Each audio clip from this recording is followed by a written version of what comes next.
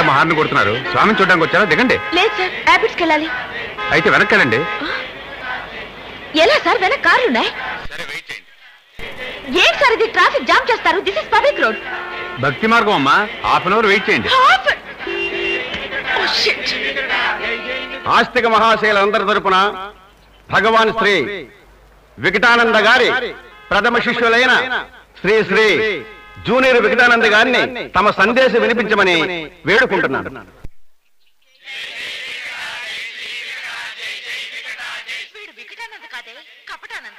సచ్చిదానంద వికట ధర్మ సంస్థాపనార్థాయ సంభవామి యుగే యుగే.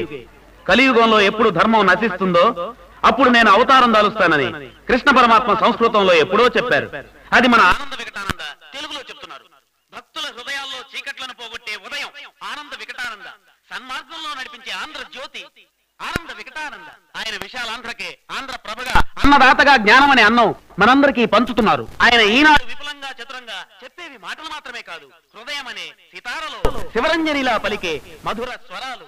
ప్రజాశక్తి తానై ప్రతినిత్యం గర్జించే బొబ్బిలిపులి మన ఆనంద వికటానంద. వనితా జ్యోతిగా, ఆధ్యాత్మిక జలదిలో స్వాతిగా, కష్టాల చీకట్లో కాగడాగా వార్తను మేఘ సందేశంగా పంపించే ఒక వేదాంత భేరి మన ఆనంద వికటానంద. ఓకే, ఇతను నిజంగానే దేవుడు అవతారం అయితే ఇంతమంది హ్యాండిక్యాప్డ్ పర్సన్స్ వెళ్తున్నారు కదా, వాళ్ళలో ఒక్కరికి నయం చేసి చూపించమని చూద్దాం.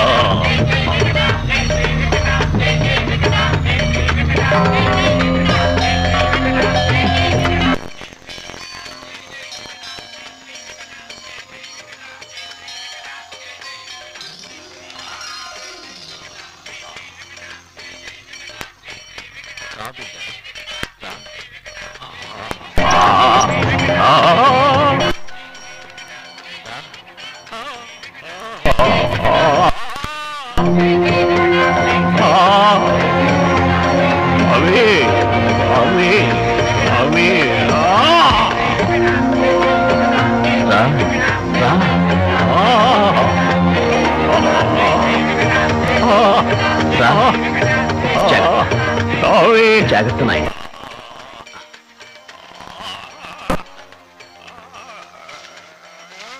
కరెక్ట్గా ఉందా స్వామి?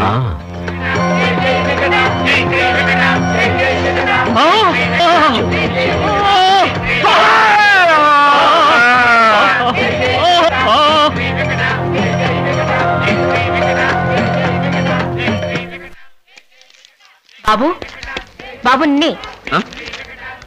మా అమ్మాయిని ఆశీర్వదించు బాబు. అయ్యో, నేను ఆశీర్వదించదేమిటమ్మా? స్వామి ఆశీస్సుల వల్ల నీ కాలు నయమైంది కదా, అందుకని.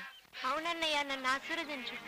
అయ్యో పాప, కాలు నయం కావాలంటే ఆసుపత్రికి వెళ్ళాలమ్మా. మా ఊరు నుంచి ఆసుపత్రికి వెళ్దామని డబ్బుతో వచ్చాం, కానీ నీ కాలు నయం అవడం చూసి స్వామీజీ హుండీలో వేశాం. ఏంటండి ఇది? నన్ను చూసి స్వామివారి హుండీలో డబ్బులు వేశారా? అవును బాబు, 5,000 రూపాయలు. ఏంటండి ఇది? రేపు అమ్మాయికి ఆసుపత్రికి డబ్బులు కావాలంటే ఏం చేస్తారు? స్వామీజీ ఇస్తారు.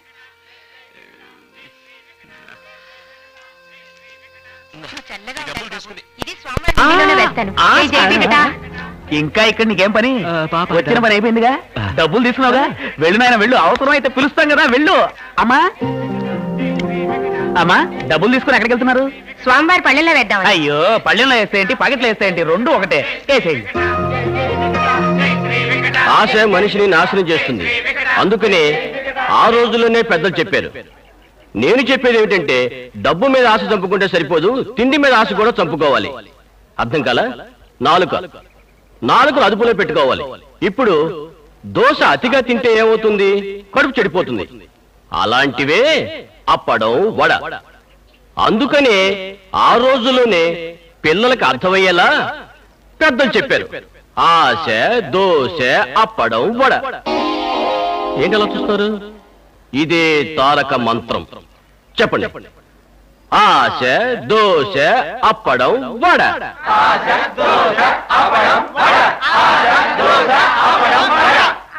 దోశ, అప్పడం, వడ.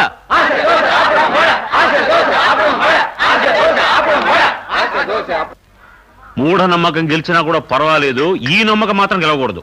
ఇది నమ్మకం కూడా కాదు, ఆ స్వాముల వారు చిన్న పిల్లలకు చేసే నమ్మక ద్రోహం.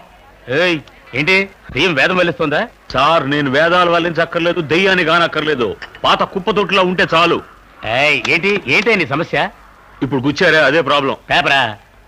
మనసాక్షి. ఏంటి మనసాక్ష? ఏయ్, తాగడం తప్పని తెలుసు, నేను బ్రాంచ్ షాప్ పట్టుకెలా అంటే నాకు మనసాక్షి లేదా? పెద్ద మనసాక్షి నుంచి మాడతాడు. కషాయవాడు పశువులు అడుగుతున్నాడు, వాడికి మనసాక్షి లేదా? ఇన్ని అబద్ధాలు చెప్పి బిజినెస్ చేస్తున్నారు అంటే బిజినెస్ చేసే వాళ్ళందరికీ మనసాక్షి లేదా? అంతెందుకు 1000 అబద్ధాలు ఆడైనా సరే ఒక పెళ్లి చేయమని చెప్పారు అంటే పెళ్లి చేసే వాళ్ళందరికీ మనసాక్షి లేదా? ఇదిగో, నువ్వేం చేస్తావో ఎలా చేస్తావో నాకు తెలీదు, వెళ్ళు డబ్బు తీసుకురా, లేదా రేపే ఇల్లు ఖాళీ చేస్తానంటారు. ఈ రోజే ఇల్లు ఖాళీ చేసి తరిమేస్తాను. కొంచెం మనస్సాక్షి లేదా? డబ్బులు తీసుకురాపో. రేయ్, మనసాక్షి వచ్చిందా? అదే మ్యాక్డోల్ వచ్చిందా? సత్యమునే పలుకవలెను, అబద్ధము ఆడరాదు, అబద్ధము ఆడరాదు. సత్యమునే పలుకవలెను, అబద్ధము ఆడరాదు.